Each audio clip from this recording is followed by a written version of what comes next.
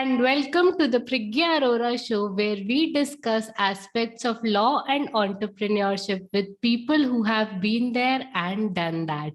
My name is Priggya Arora, founder of PA Legal and Intellectual Property Law Firm in India. And our guest for today is a very empowering woman, Miss Karen Finch, who is the CEO of Legally Yours. Welcome, Karen, to the show. Oh, thank you so much for having me on. I'm really excited to be here. Yeah, that's great. So, Karen, let's start with a warm-up question, which is, what is one thing in life you cannot live without?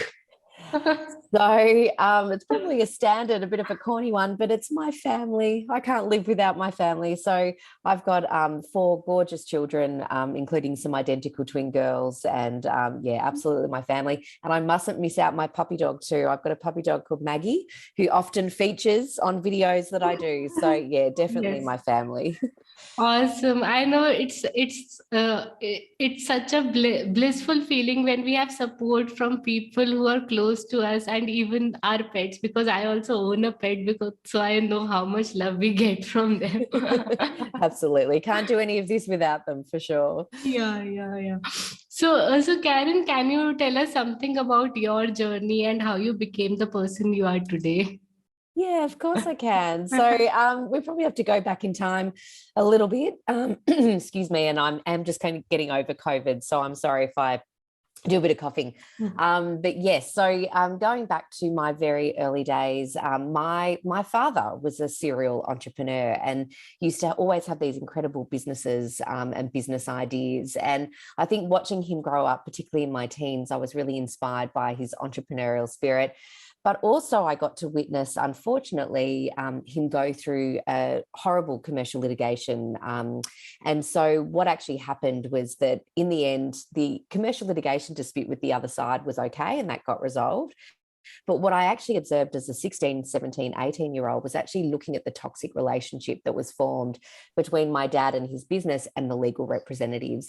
And it gave me this really interesting insight into the communication breakdown that happens between lawyer and client, and the devastating effects that can actually, be caused because of that.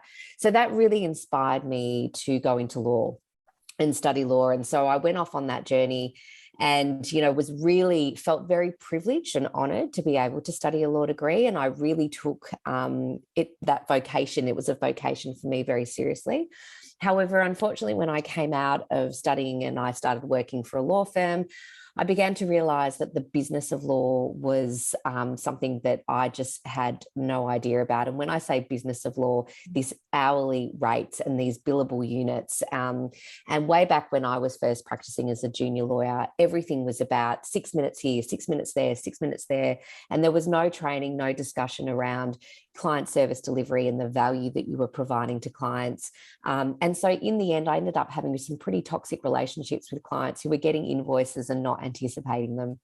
So I actually left the law with a really heavy heart because I thought that's all I ever wanted to be. And obviously I'm no good at doing it because I can't practice in that way. Anyway, skip forward, a different career and obviously having a family and different things.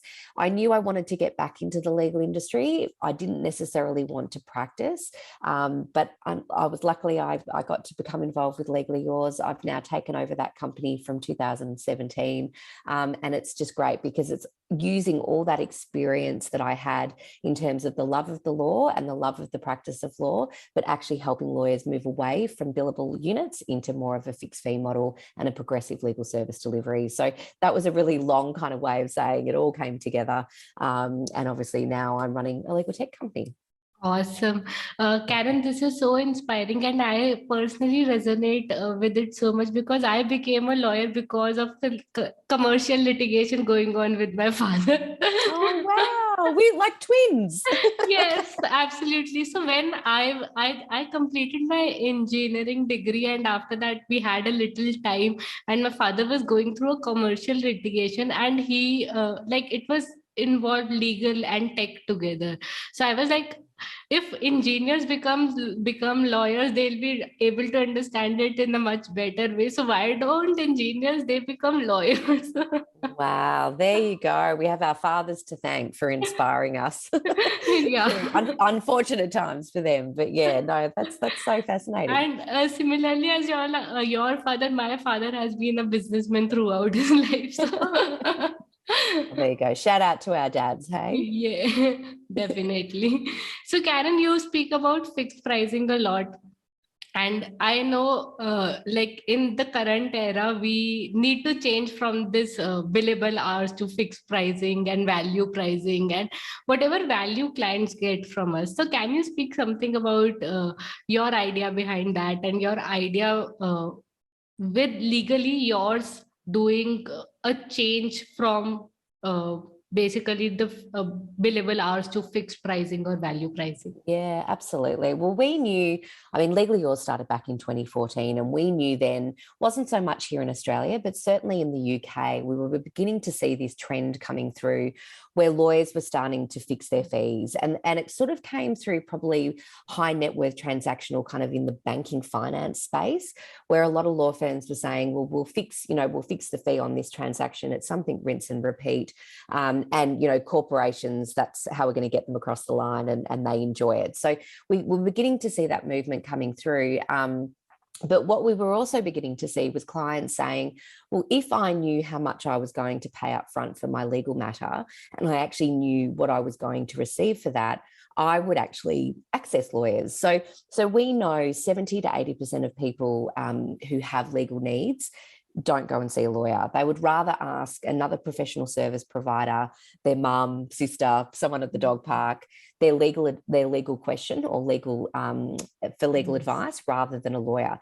And we knew the number one reason with that was transparency in price. And also there's a lot of fear around, everyone has that story that they went and saw a lawyer or their friend saw a lawyer, a couple of grand later, they didn't really get anything and they had no idea what they were actually paying for. So for us at Legally Yours, we completely reject the proposition that lawyers can't fix their fees. We know that they can. I think what's happened is since the introduction of billable hours in the 1980s here in Australia, was that lawyers have kind of convinced themselves that what they're selling is actual time. But what we know, speaking to the thousands of clients that we've spoken to over the number of years, is that clients aren't purchasing your time. They don't care how much a lawyer spends in terms of time on their matter. They care about the output, and they care about what they're getting and receiving. So the actual tangible output of what they need. So I think once lawyers get their head around that their value is not time, their value is their output and their legal service delivery and their customer service and all those sorts of things, they can really then start to go, okay, how do I fix my costs around that? And I think understanding that there was a consumer kind of demand for that type of way of legal services being priced and delivered, coupled with the rise of legal technology, which was really exciting. So legal technology then is kind of like the tools that enables lawyers to then really get savvy about the way that they deliver their legal services and the way that they can price.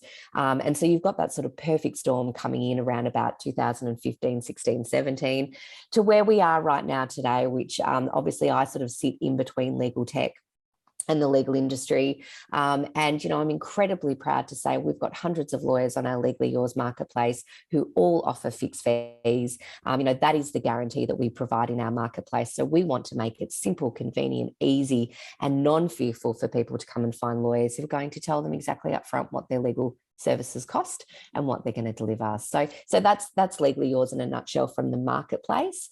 But what we actually do behind the scenes with all our lawyer members is we've actually got a community portal called the Legally Yours Hub, or the LY Hub. And what we do is we educate lawyers on how to go fixed fee. We help support them by connecting them to businesses and technology that can help them on that journey.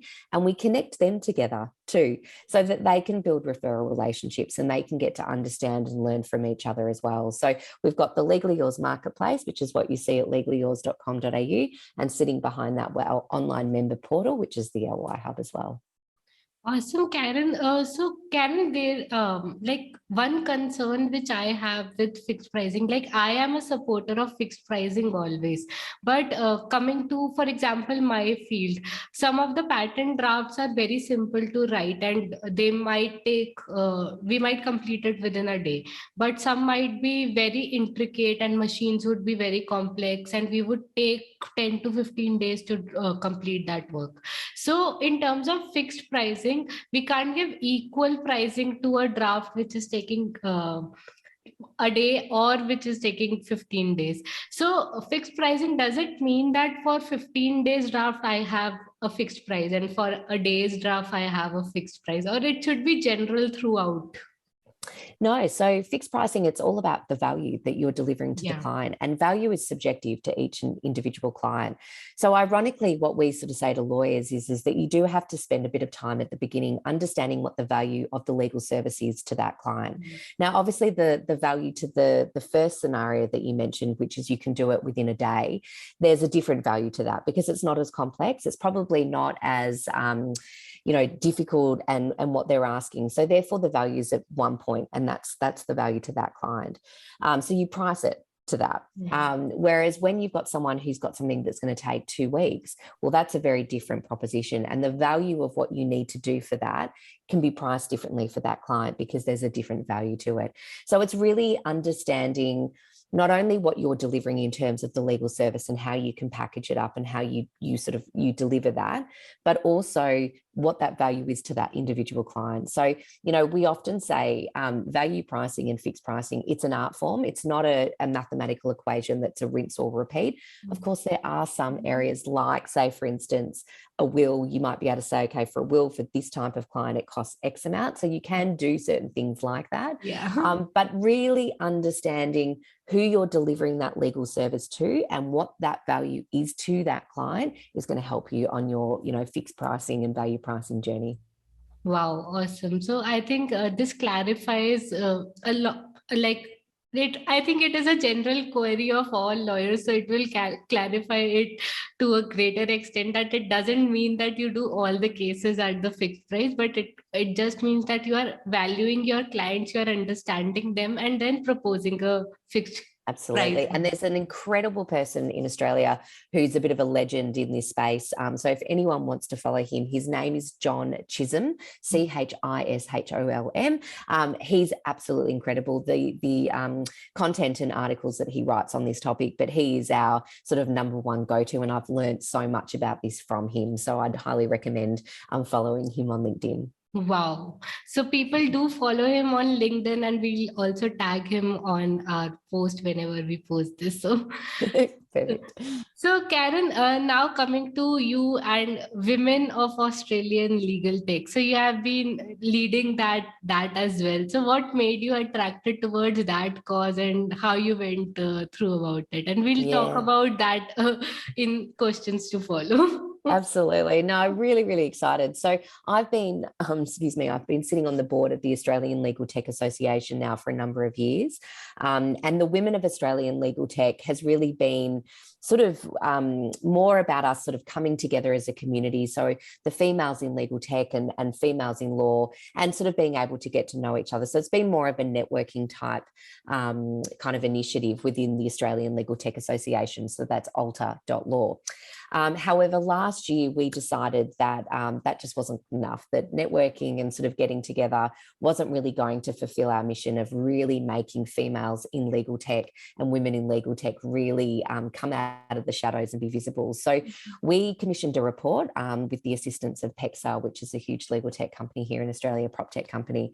And we basically did a whole data piece around, looking at, why women in legal tech are so underrepresented, why we're so underfunded, and what are the actions that we can actually do as an association to help make women, female voices heard more clearly, make us more visible, and help us with our funding situation.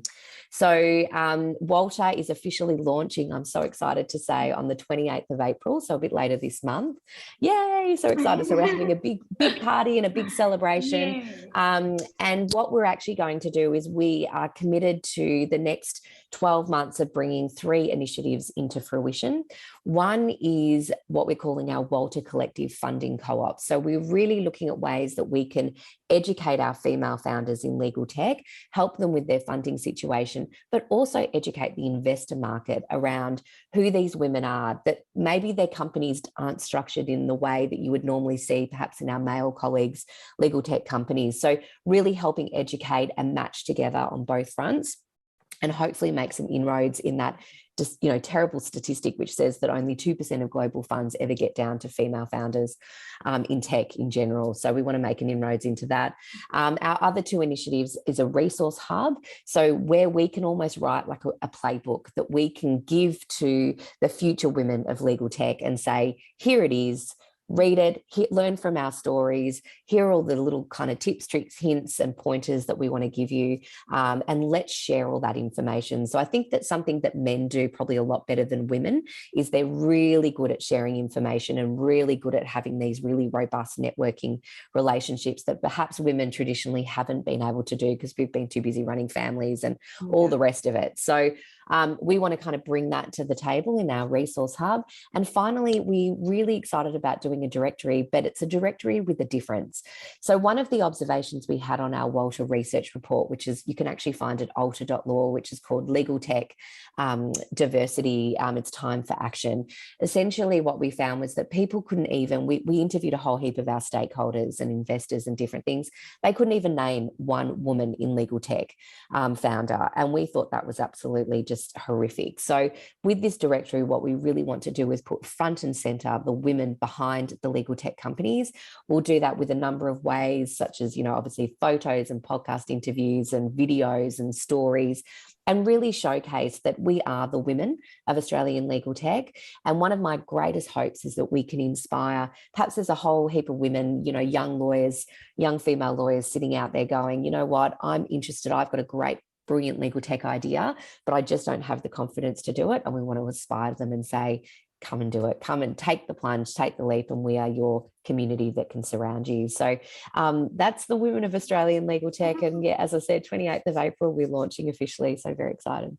Awesome. So we'll give you a shout out on 28th of April from India. Oh, thank you so much. Thank you. Thank you. And I know this cause is so important, and I think it should just flow throughout the world, because as you said, while I go in networking events, it's mostly the ratio would be 1:8 or 1:9. Like there would be 1 woman and 9 guys around. So the ratio is that high. And sometimes it's feel like, okay, am I doing something right, or whether should I be at home and sit comfortably and work from there? But then it's like, I feel like if I don't take that leap and go out, then why would other women do? So it's absolutely.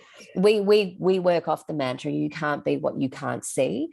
So it's really, really important that we are visible. It's really important that people know who we are. They see our faces, because like you say, when you see someone else doing it, you can actually dream that way. You can become that way because you've got something to go against, and to replicate. And so we're really lucky here in Australia. Our legal tech industry, is so thriving, and there's so much great legal tech out there. And the women that we have within this space are, they're now starting to expand their businesses globally and different things. We just want to show them, we want to shine the light on them, and we want to make them more visible so that, like I said, we can pave the future and pave the pathway for the future of women legal tech coming up. Wow, awesome. So Karen, have you personally felt some disassociation or anything from your male colleagues? Like, yeah. Absolutely, I have. And I've been sort of doing this for nearly 6 years now. I have felt very isolated. I still remember in those early days of when we were building Legally Yours and we were building our legal tech company and our products. I didn't have anyone that looked like me or had the same circumstances as me. The networking was a real challenge. Often the networking events were at night. Well, I had small children. I had four children in 3.5 years because I had twins as my youngest. I didn't have the ample time to be out at night. I still for me personally wanted to do school pickups and school drop-offs. And so I think what, I found was the greatest challenge was that there just wasn't those forums or those environments or that ability to be flexible around the way I needed to do things and the way that I was building my company. And so, yeah, I spent a lot of time feeling a bit isolated and a bit sort of like the one that kind of got left out, or, perhaps, I didn't really know who else to connect with. And again, this is why I'm so proud of what we're doing with the Women of Australian Legal Tech with WALTA, is that we're providing that space and that platform to say, we'll do things virtually, we'll do things around, during the day rather than at night, because we know it's hard and the struggle is real. So we want to be able to, really be able to do that and provide that flexibility, because no one should be disadvantaged, irrespective of their circumstances. And that probably goes for males too. So, we're all about difference, and we're all about sort of really providing great opportunities that are outside of the box. Awesome, Karen. I think you have put it very rightly. Like in India also, whenever I have a community of women around and we go to a networking event, everybody's problem is, oh my God, it's nighttime and it's too difficult because we have to see our families, and family comes first. So it's not their problem also. But then I feel like, why are all networking events kept at night? Yes, absolutely. Absolutely. And it's just, and, for even a lot of men though now, certainly they feel that pressure as well. And, we just shouldn't be disadvantaged by those circumstances. And, I think as well, I think women probably haven't been as good as forming those, particularly here in Australia. A lot of men get their networks from high school days, where they went to high school and they follow those through. Whereas women we tend to sort of let those friendships become a bit fragmented, or we don't have those business networks, which are also friendship networks. And we want to make that happen. We want to be that sort of, place that they can come in and we can celebrate their successes, but we can also, help them through their not so great times too. And perhaps, failures, and be there to support all women.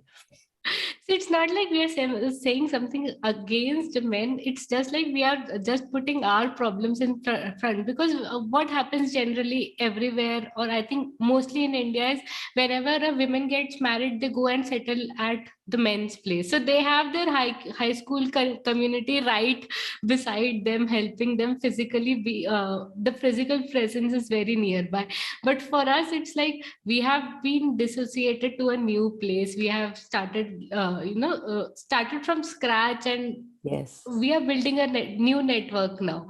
So it becomes a little and that's difficult. incredibly hard. That's incredibly hard because you're starting off already behind the 8 ball. And I think it's that appreciation of sort of saying, well, what are the ways we can keep you connected in? What are the ways that we can make this more flexible and give you this support so that it's in a way that you can tap into and not feel sort of like you're being pulled in multiple different directions.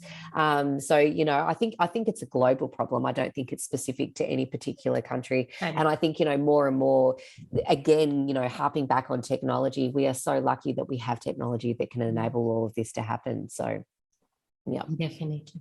So now, Karen, coming back to you, what is like, how do you manage stuff together? Like there is a lot. There is a family. There is Legally Yours. There is WALTA. There are other networking events. So how do you stay on track and you stay motivated?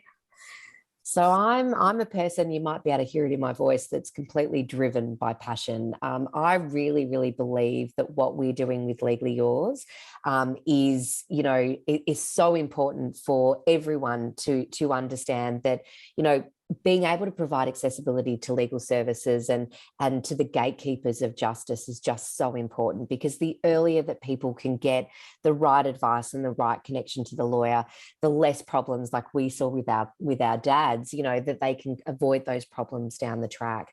So I am just purely driven by passion. I'm not one of these people that says that you can have it all. I think that you can have it all, but maybe at different times during the day or different times during the week. So for me, being organised, I have to be militantly organised in order to fit things in. I have got an incredible husband who is so supportive and so on this journey with me and wants to see this, Legally Yours be the phenomenal success that we want it to be. So he stands beside me. It is a juggle. But look, I think also being a little bit kind to yourself as well, and understanding that, you can't do everything, and sometimes not everything's going to be done at 100%. near enough is good enough. But yeah, keep the passion going. And I have to say, not once in the sort of over 6 years I've been doing with this Legally Yours have I faltered in terms of the mission that we're on, and the ability to really be able to help people find great access to legal services here in Australia, and hopefully very soon to the world. Yes, it flows naturally from your voice that how passionate you are regarding your things. And yes, I think the family is again very important, because if we do not have that ecosystem, support system around us, it's very difficult for a woman to practice, because then we have so many other things to take care of as well. So I Absolutely. It's a community, it's a team effort for sure. Definitely. So very quickly, Karen, now coming to a rapid fire round. Okay. What are the 3 things you're grateful for? You're probably going to guess my first one. So absolutely my family. I'm so incredibly grateful for them. My business partner in Legally Yours, her name's Bianca Dowdell Munro, another completely incredible, strong female. And my Legally Yours team, I just can't thank them enough. And, we are all as passionate about what we're doing, and we're all on this mission to create greater accessibility to legal services, which is good. But I think the thing I'm also really grateful for is that, I know that I'm in a very privileged position, that I get to, live in my passion every single day and get paid for it. I think that's something that, we tend to forget, that, everyone can be passionate about something, but actually getting paid for it, to me, is my version of what success is. And so I absolutely recognize the privilege that I have in that. And I'm extremely grateful that I get to live that life. Awesome. Now, two traits or habits you think are useful for a legal career. Oh God. Okay. So I think I've already probably indicated this, but absolutely, lawyers need to understand what their value is to their clients. And I can't emphasize that enough. So absolutely, first and foremost, lawyers need to be trained, and they really need to understand, what is the value that you're providing to your clients, and how do you extract that information from your clients? So it kind of flows into the second thing, which for me is really, really good empathy and really good listening skills. So for me, those are the 2 things that you need. You need the understanding of your value, and you need the ability to be empathetic and really listen for what that value is, because then everything flows from that. So once you know what your value is, and you've really listened to what your client's problem is, you can provide that value price and that fixed fee, because you know exactly what it is that you're delivering and what it means to them. So yeah, they're my 2 things. And unfortunately, I don't think they get taught at law school. I know that there are some Australian law universities over here who are looking at these sorts of things and saying, how do we infuse this kind of learning into our law degree? But absolutely, those are your 2 key things. Empathy, listening skills that leads to value pricing is absolutely important for the legal career. And now, one aspiration you have for the future. Well, you can probably guess, but my aspiration would be that every single lawyer around the world would be delivering some form of fixed fee or value pricing. I just think that billable hours is a model that is flawed. I think we need to give it away. I think that it's, not only do we know 100% we know that it's better for clients, and it means that more clients access our legal services, but it's healthier for the lawyer. It's healthier for the law firm culture, because lawyers are actually being valued for their expertise and their experience and their knowledge, and not just for sitting watching a clock tick down. Having been in that environment where, we were sort of encouraged to do these like little minute credits, and, where you can round up and round down, and it was a profession unto itself, was on the clock. And that's not what being a lawyer is about. That's not what clients want from us, and that's not what our value is. So absolutely, if we could get to that point, I would be one very, very happy person. Awesome. Perfect. So now, Karen, some key takeaways that you think are useful for young lawyers and legal entrepreneurs. Legal tech. People in legal tech. Absolutely. So I got 3 of them. So one thing, first is relationships are key. Relationships are key. So you've got to find those relationships and really build and nourish and nurture them. When I was first starting in Legally Yours, I made a commitment to myself that, every week I would have at least 3 or 4 sort of, phone call chats or coffee chats, or, now virtual chats, where I would just, I might not necessarily have a particular agenda to that call, or might not necessarily know where it was leading, but if they wanted to have the meeting, I'd take it and I'd have the conversation. What that has led over to the last, I feel like I know everybody. I feel like I've got this really wonderful network of people that I've been able to, develop and nurture and nourish relationships with. And the relationships are the key to your success, because it's sometimes not always what you know, but who you know, and who you can call on in those advice. So absolutely build your relationships.